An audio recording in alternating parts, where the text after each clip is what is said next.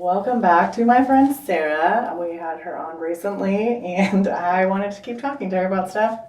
So here we are again. We're back for more. I don't really know if we have to introduce ourselves again, but you all know who I am. I'm Danielle, and I have this podcast, and this is my friend Sarah. We've known each other for over 20 years, and we've been roommates, and we've been friends, and we've been stuck together in all of our trauma and processed all of our traumas together. Thank goodness. And now we want to process some dating and relationship traumas together. Yes. Sarah is married, and I'm still single, and she has been divorced. I just really wanted to talk about, like, the way we grew up was very no dating.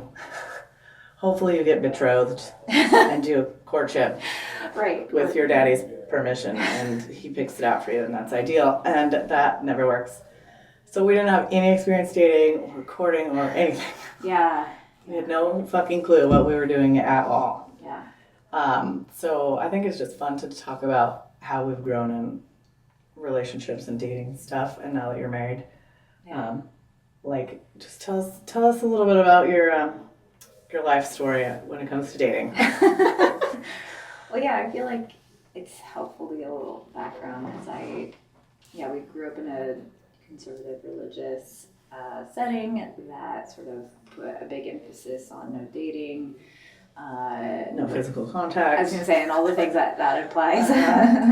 And so when I was like 20, I started like having feelings for somebody, and it was immediately like, well, you're going to get married, that's First sort of feelings, like, that's it. Yeah, exactly. And I'm like a baby human, doesn't know how to adult or No. like know how to articulate what I want out of a relationship. I also, came from a very large family. I'm the oldest daughter, so there's just also like just a lot that I was carrying for my family, on behalf of my family, of like being second mom, and so like no time to actually decide how do I want adult, and so immediately kind of like obligated to be fully invested in a relationship. Got married at 23. That marriage lasted, I'm like, technically to the divorce date was 5 years, but I think it lasted 2.5 years. But really? I mean, the dissolve, Yeah. because he was also very young as well. And so we were both just like, how do we pay bills? How do we find a job? You don't even know how to be an adult, and now you're married all of a sudden. Yeah, we neither of us had finished school, and I had sort of started to pursue a career space for myself as a photographer, and it started doing really well. And so there's a lot of layers of like, we're both just trying to like function in life, and let alone like, how do we care for a relationship? So there was like a lot non-existent. Mm-hmm. There was no, like when fights or disagreements or struggles showed up, we had all these big feelings, but no ability to process or articulate needs or desires, or just there was no learned knowledge, and nothing modeling that for us. Oh, yeah, absolutely. Communication was never modeled for us, and how do we work through problems with our parents? I think a lot of us, as we grew up as teenagers and kids, like fights happened behind doors, or or there were big blow up fights that we'd witness, and so there was no healthy communication. No. Modeled at all. No. And and then they're just like, go be married, and at least you're not sinning. Like, I don't know. It's an imperfect system, but I don't know. Anyway, so I got divorced at 27, 28, and and there's a lot that led to that. It wasn't just a choice. It was, turns out there's two people making a choice in a relationship, and one person can decide that I want this to work, and the other person also is required to make that choice in order for the relationship to move forward.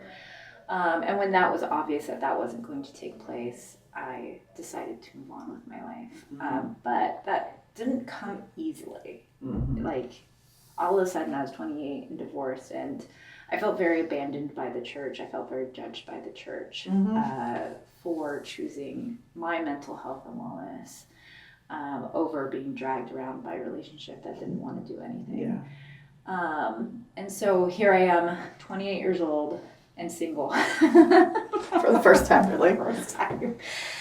And I remember calling one of my guy friends who is a dear friend of mine, a photographer, and I was like, how do I date? I'm like, I have no idea. I have never been, because even when before I got married, we had been together for like 3 years as like, young teen, or not teens, but like 19, 20, 21, 23. It's like, we're just basically extended teenage years. Yeah. So we're, like, here I am, an adult woman, like I now have an established career as a photographer. I'm paying my bills and I'm like hiring people and all this stuff, but I don't have no idea how to relationship because also mine just ended and it was awful. So like, how do you do that? And I just remember him telling me, he's like, just be kind and reflect that kindness, like seek that kindness and give that kindness, and I was like, okay, I can start with that. That seems like a pretty bare bones, but if you've been single in your 20s or 30s within the last 15 years, you know how ugly the dating scene is. It is not kind. It's literally the worst thing you could ever do. It is not kind. Yeah. But I also, I don't know, I did do a lot of online dating, and I think I will also acknowledge that for the first, I would say 4 years, I actually had no interest in being in a relationship. And even at that time, I was like, I don't even think I'm ever going to get married again. Plot twist, I get married again. Happily married. And, but I didn't really think that was possible, especially with all the raw feelings I was going through at that time. And thank goodness for therapy. Oh my gosh, my therapist should have been at my wedding because there's no way I would have been married again without her. I don't know. The dating pool, the dating experience is not designed to actually connect with anybody. It is designed to just meet a lot of people constantly. And how does one kind of reach past that system? It's really like, I'm still figuring it out. Yeah. I mean, the irony is that I did do a lot of online dating, but I also met my husband in person. Yeah, it's so rare. It is, and it was very unexpected. Because I was also at that time working in like 3 cities on the globe. So I was like, I was in New York and Paris and San Francisco and like constantly between them. And I think that was also part of my challenge, is that I was just not in one spot long enough. And I think by the time I met my husband, I was done playing games. I was like very much like, look, I'm not here to entertain you for an evening. Like if we connect, great, and then I'll see you again. If not, so nice to meet you. You're a lovely person for somebody else, Yes. and like a lot less expectations in terms of like this sort of like, an anxiety, are we going to connect? Do I'm really obsessed with how it looks, or like is like pedigree or whatever. It's like either we connect or we don't, and I'm not going to put pressure on that to like, or chase it or make it be something it's not. I think a big part of that is just loving myself and like being confident in what I have to offer and give into a relationship, and that comes from therapy. Common theme seems I to feel be like this episode should be like sponsored by like a therapy. Sponsored by BetterHelp. Exactly. I'm like, it works. But also self-awareness, personal growth, like all these other aspects that contribute to our self-worth and how we see each other and like ourselves and like love ourselves, like confidence in what I have to offer. Be like, oh, you're never gonna call me again. That's on you. That's obviously not on me, because that's because I don't like this. Right. But yeah, how do we get to that sort of healthy relationship moment? Like, what does that look like? What does that look like for you? Well, I guess like maybe that's a question to ask. Like, what's your journey? hottest We just thing. covered my journey. Then we'll get to the healthy That's relationship true. part. It Yeah. takes a while. I had never had a date or had anyone interested me. Absolutely nothing. And somebody gave me, my mom gave me this book called How to Get a Date Worth Keeping, which was weird because I was like, my mom's talking to me about dating. I think she's concerned that I'm going to die alone. So she gave me this book written by the guys that wrote some of the Boundaries books. And I was just like, basically telling you to freaking get out there. Like, if you think God's just going to throw somebody on your doorstep, it's going to be the UPS guy, and you better order a lot of shit online. And I was like, go smile at people in the Starbucks line, or like all these things, like stupid shit. But like, I didn't know how to make eye contact with people very much. I was also the early 20s. I had gained a lot of weight. I was extremely depressed. I didn't know anything about myself. I was very unconfident. I was very unconfident for many years of my life. I was usually the biggest friend in the group. I was the most awkward friend in the group. It felt like boys never liked me that I knew about. I felt weird, and I always was like, felt like I was a very sexual person, which sounds weird, but I was like ashamed of it, and I always wanted something, whatever. So anyways, I was like, okay, I'm gonna go online, and I'm gonna do this. And I made an eHarmony or Match.com profile. And the book basically said you should give almost anybody at least 2 chances, which I don't necessarily agree with, but for me at the beginning it was good. And I had some very stressful dating experiences at the beginning. And I think for me the most important part was I had to learn to love myself. Yeah. Seriously, and I know it sounds cheesy and like super easy, and it's been a journey, and I just turned 40. And I would say from my 30 and up is probably finally when I actually was like, I like myself, I'm confident, I'm doing well, I actually appreciate things about myself. That's when I really started to love myself. I had to fake it till I made it. And I did a lot of things to push myself there. And each thing I did helped me a little bit more in my journey. But dating was really rough. And I had some horrific dating experiences. I didn't know what boundaries were either. I had my first kiss when I was 25 in a church parking lot. We made out for hours, which I just find so funny. And then I was still a virgin also. That's the hard part about dating, because I was like, do I want to date Christians or not? I was still kind of coming out of that. And telling people that I was a virgin was like, either they were like, oh, hell yeah, or like, absolutely not, get away from me. So that was weird. And by the time I finally decided to do the deed, I was like, all right. And then that opened a whole new world for me. And then that was a little bit of a slippery slope of being a little bit of a hoe, which is fine. I'm not, a hoe is not a bad thing. You gotta have your slut face. That sounds like slut face.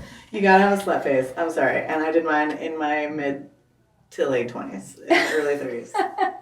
Possibly late 30s. No. What I hear you saying is female empowerment, and I'm all about that. Yes.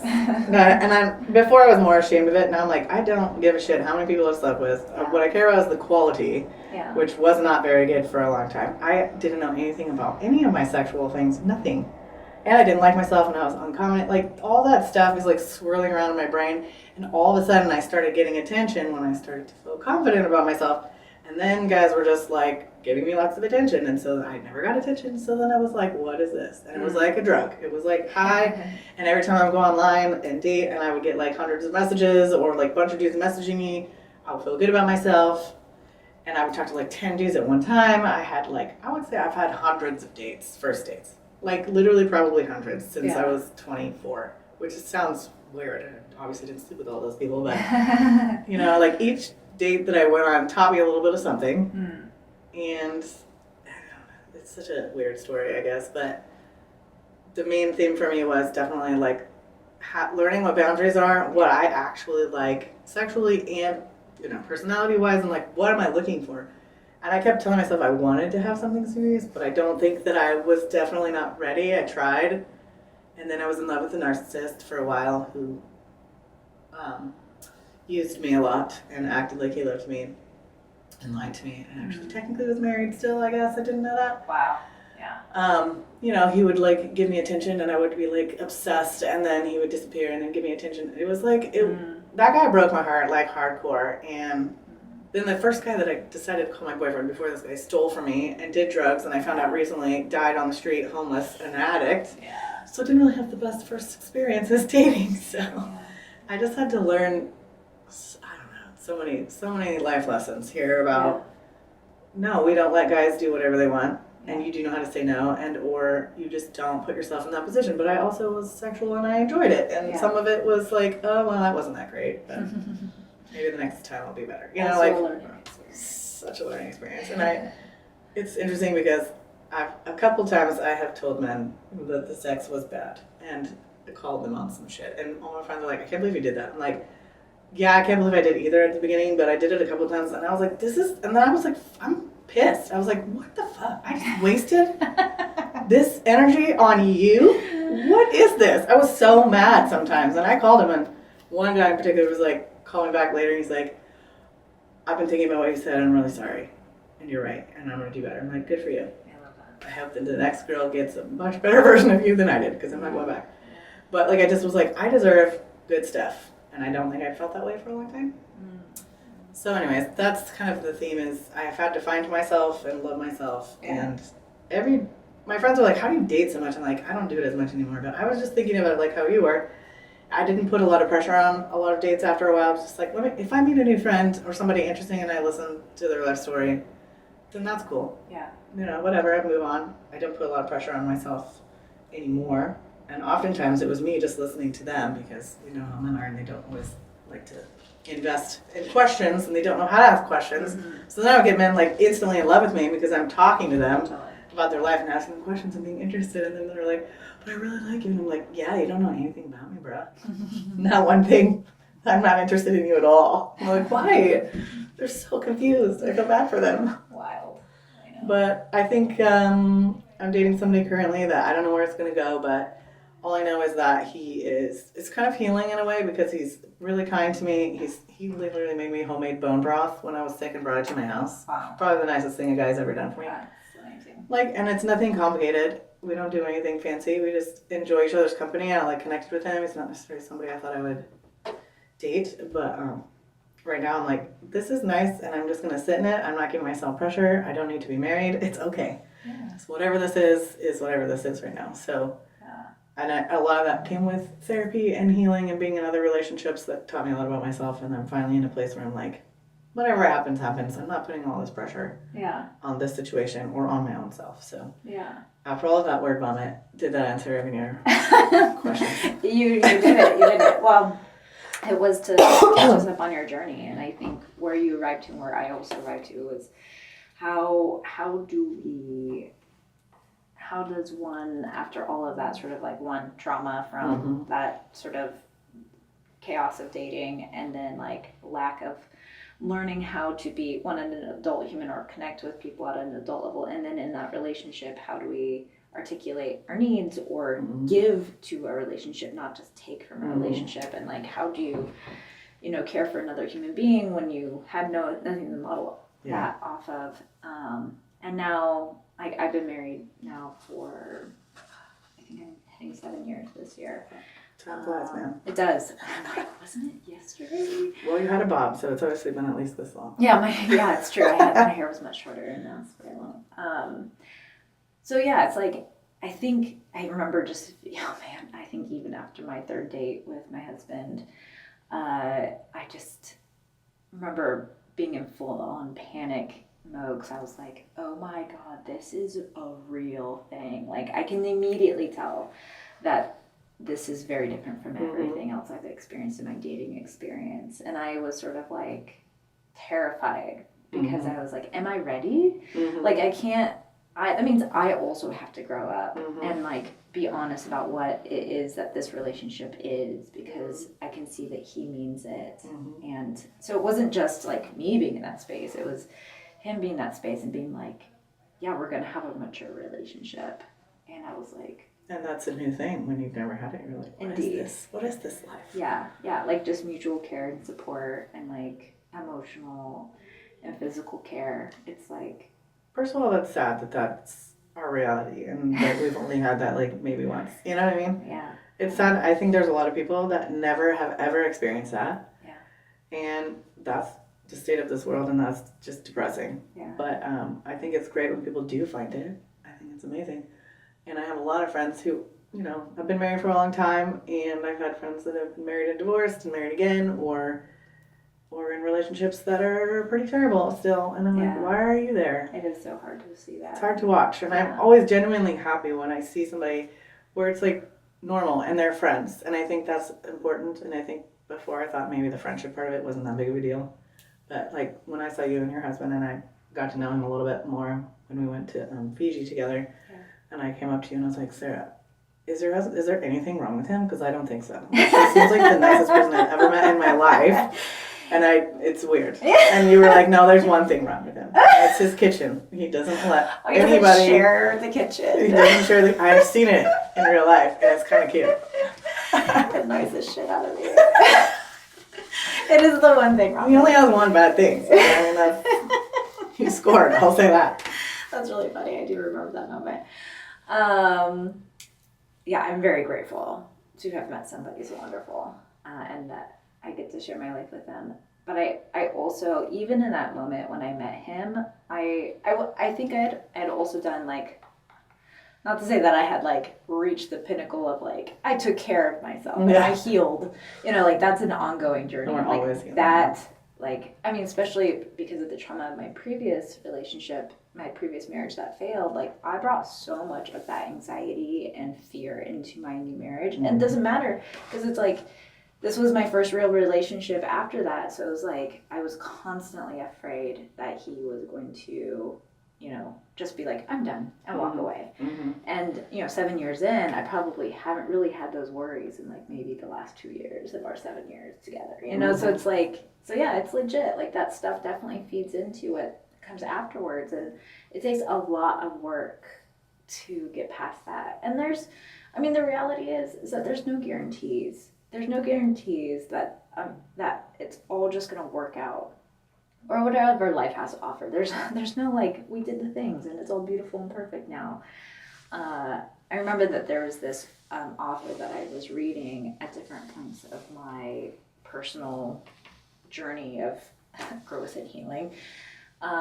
Patti Smith, and she's this beautiful writer who lives in New York. She's I highly recommend her books, but she was writing about her own life and sort of the different things that she's been through. And as she was writing this book, she was also experiencing the loss of her husband dying from cancer, and then like this home that she had bought, which was supposed to be her retirement home, ended up being swept away by the hurricane.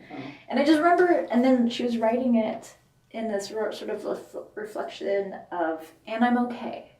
Like all of these things happened. I'm devastated. This loss is real in many different angles, and yet I'm okay. And I don't know, especially because I don't have a lot of connection with older women who have experienced life that I have, who are older than me, and they're like, yeah, it's gonna be okay. You know, whatever. Like if I end up getting divorced again, you know, I'm gonna be okay. Mm-hmm. And I think that fear, taking away that fear of like, what is the worst thing that could possibly happen, changes how you relate to that relationship. Like the worst thing that could possibly happen is no longer the reason why you're choosing to be in something. You know, it's like not the motivator. You know, it's like I can actually can care for this and be a part of this and still be okay if it's not a thing later in my life. I don't know. It's like, I feel like years ago, especially after my divorce, like that was the worst thing. And at that time that I could think of that could possibly happen to me. I mean, my life was literally turned upside down. I had to sell everything I owned, my home, like everything, you know, it's a complete tumultuous upheaval of your life. Like I really feel like I hit like the restart button, not because I chose to. And now I'm so grateful that I got to experience what it means to rebuild oneself. And that is no longer the scariest thing that I can ever experience. And so when I look at women who are in, I would say, terrible relationships, and they're in it because they feel stuck. They're stuck because they maybe not have a degree, or they are not able to financially take care of themselves, or they have, they're staying for the kids, or even if it is emotionally damaging for everybody. It's like, I'm like, this fear of you having to start over, like, what do we got to do to dispel this? Because it's not the end of the world. It is not, but it's also, we feel like we fail as women when our relationships fail, because we are told that we are the keepers of the relationships. It's put all on us. Like those guys that you were dating who they're like, oh, she wants to hear me, she wants to listen to me, she wants to, all these things, like, it's on them as well to ask those questions, and yet it is on you as a woman instead to facilitate that. And I mean, we could invite more opportunity and give more space for men to feel safe in those conversations. Maybe they need to learn how to do that. Yeah. But I mean, that's how I felt when my relationship ended, was that I had failed as a woman and in a lot of different ways. And so I definitely put that disappointment and like judgment on myself for a long time. I feel like I just said a lot of stuff and I don't know where I'm going with That's okay. I was thinking of something. Okay. This is our brains are just, we're just following it. Blah, blah, blah. When I was visiting you, either last time or the time before, I remember you saying something. I'm trying to remember what it was. You were talking about, I think, in your vows, which I don't remember because I've been to thousands of weddings. I apologize. And like talking about kind of this theme of like, if something happened, I don't know. What were you talking about? Your vows? Do you know what I'm talking about? I do know what you're talking about, because in our vows to each other, which was, I would say non-traditional vows, because I don't believe in traditional vows. We wrote with our vows to each other was not death till us apart, but actually it was until this no longer made sense and like was no longer something that we both wanted. And in that intention was just space for what life does as we grow. I always joked around that my husband was going to become a monk, and like, I could see it. And I was like, that's great for you. If that's what you're into. If that's what you're into, but I signed up for a life shared with somebody, and if you want to go become a monk, that's great. You go do that, and I'm gonna go live my life. And you can still have loved each other and not have a regret about your life because it was healthy. I really liked how you said that, and I was like, man, I wish more marriages and relationships were talking about two individual people who are whole all by themselves, coming together and sharing of each other and not becoming one.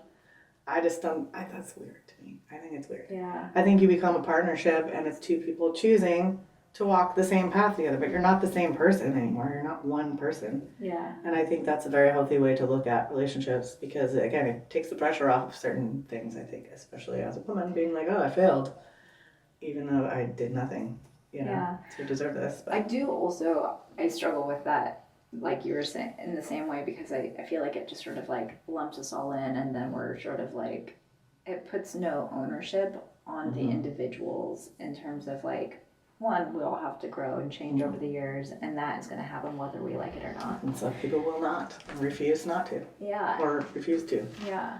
And I mean, I feel like my husband and I weathered the pandemic together, and also me getting my degree, which was a very intense experience.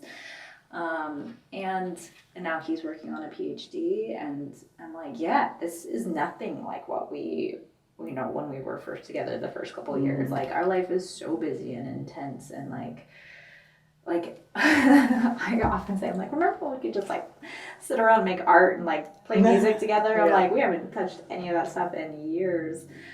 Because we're so exhausted by the end of the day. And I'm like, thank goodness I don't look at that as a sign of like whether or not we have a good marriage, because there's just going to be different iterations of our lives, and what our day-to-day life looks like. So, yeah. That's totally fine. Like, everybody's relationship looks different. Yeah.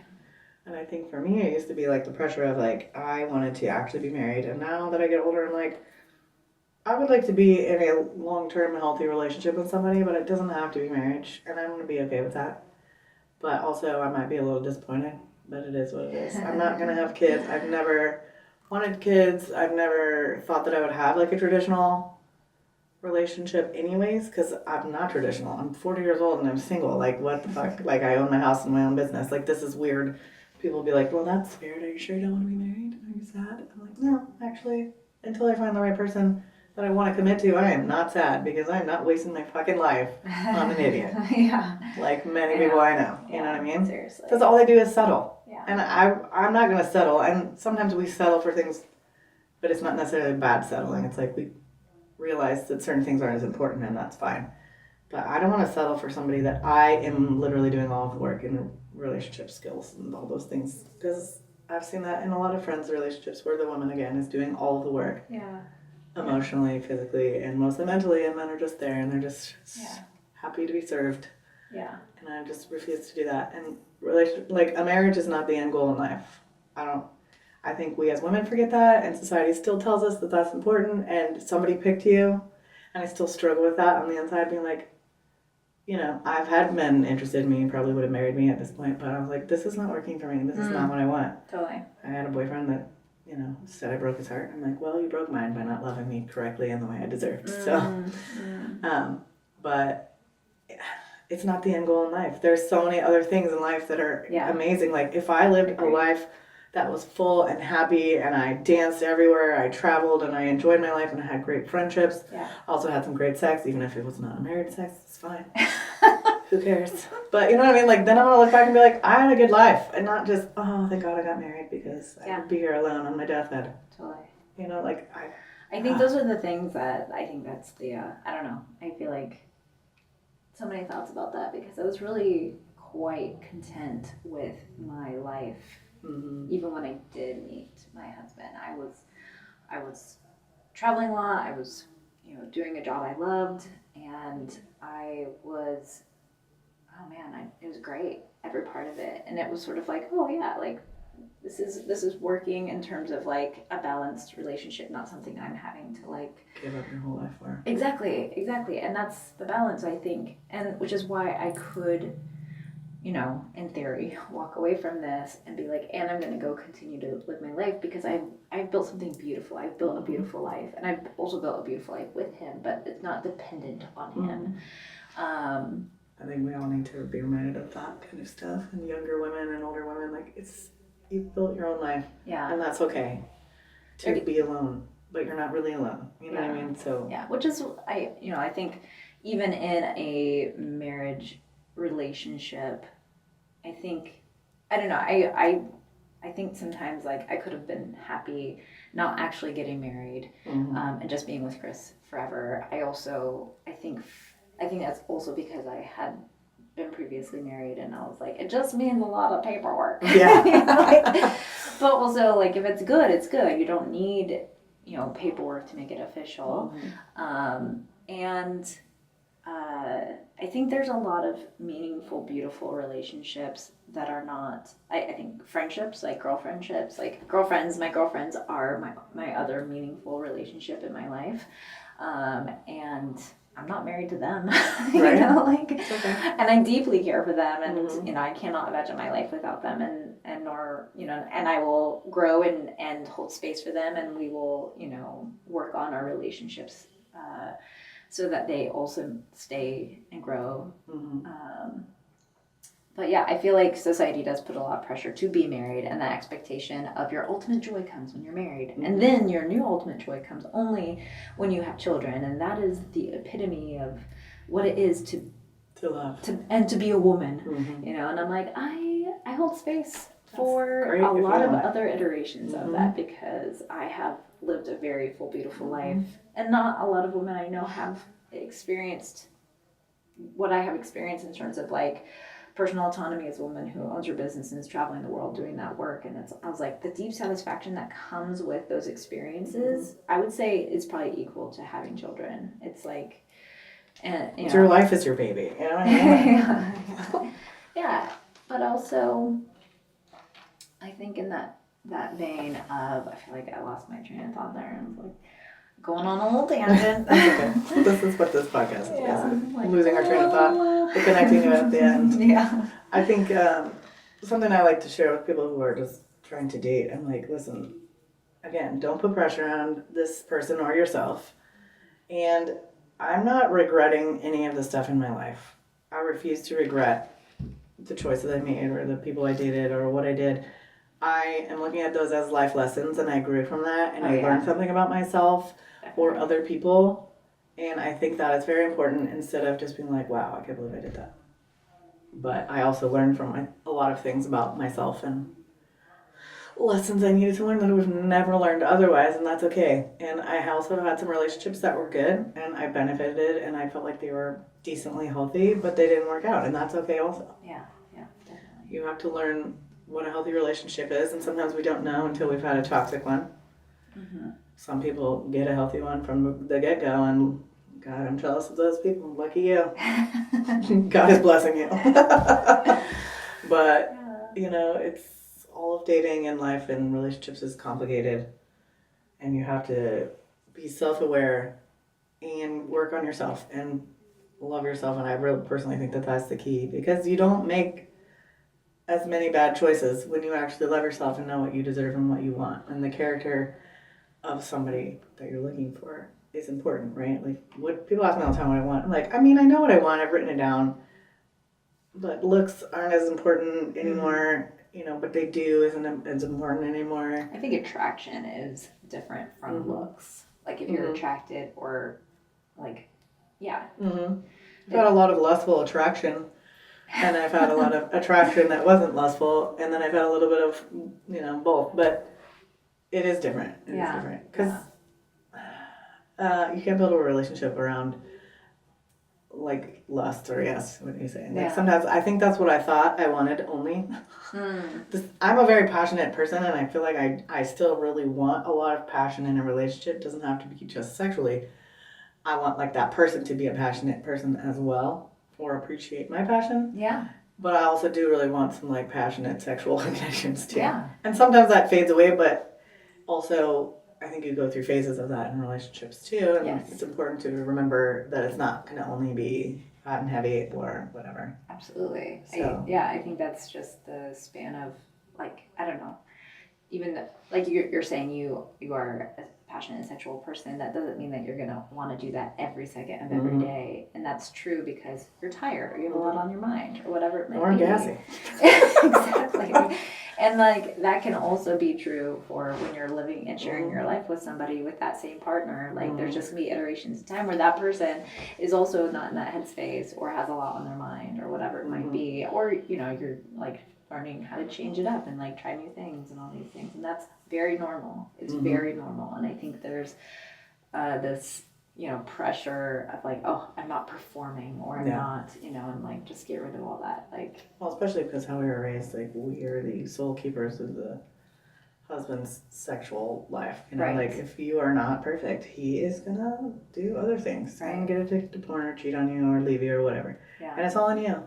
Like, if you gain 5 pounds, if you have a zit on your face, you better brush your hair, bitch, put on some makeup and a dress and impress that fool. Like, I'm so glad I don't have that pressure anymore. I went on my very first date with a guy that I'm dating with no makeup. And we went out, like, to a lake or a river thing. And I was like, this is so nice. I didn't even know him until I met him at the parking lot. I'm like, hey, this is random. Do you want to go up to the mountains into some pools with me and hang out on 4th of July? It's like, sure. I'm like, please don't kill me. He's like, well, please don't kill me. I'm like, fine, I won't. He's like, okay. And then we hung out for 12 hours. And I was like, no makeup in my bathing suit. I let him see me in my bathing suit on my first. Like, who am I? Yeah. All right. I don't know who I am. You sound like a woman who owns herself. I mean, that's finally who I am. And let me tell you, it's taken a long time to get here. Yeah. That's beautiful. For sure. I love it. Yes. I remember seeing this photography exhibition years ago, maybe 20 years ago, and it was a photo shoot of women at different years, and it was, like, different women. And it was this photographer who documented a 20-year-old, 30-year-old, 4-year-old, 50-year-old, 60-year-old, I think even a 70-year-old. I think it was, like, a photo series of that, and it was just one image from each woman, and each woman was naked and agreed to be. It was consensual, but it was the point of it was the sort of, like, how a woman feels about herself at these different phases of time. And the 20-year-old was very shy, you know, hands covering up everything, which is totally fine. She asked them to present as they wanted. again, they all agreed to participate, and you saw that over time that the older that the woman got, the more she embraced and embodied herself and did not give a fuck. Like the 7-year-old was just like spread eagle, hands on her knees, just like boldly presenting, this is who I am. I can't wait to be that. I know, you could be it right now. I mean, is the point. I'm pretty much there. Done a lot of boudoir photography at this point. Yeah, I just like, I'm like, why am I waiting till later to be why am I waiting till later to embrace myself? You know, like now is the time. Yeah. Yeah. And that's important in so many ways. Well, we could talk for hours and hours about dating relationships, but we don't have time and people will get bored. So How long have we been going for? 40 minutes again. I think it's good to stop. So yeah. Thank you so much. Yeah.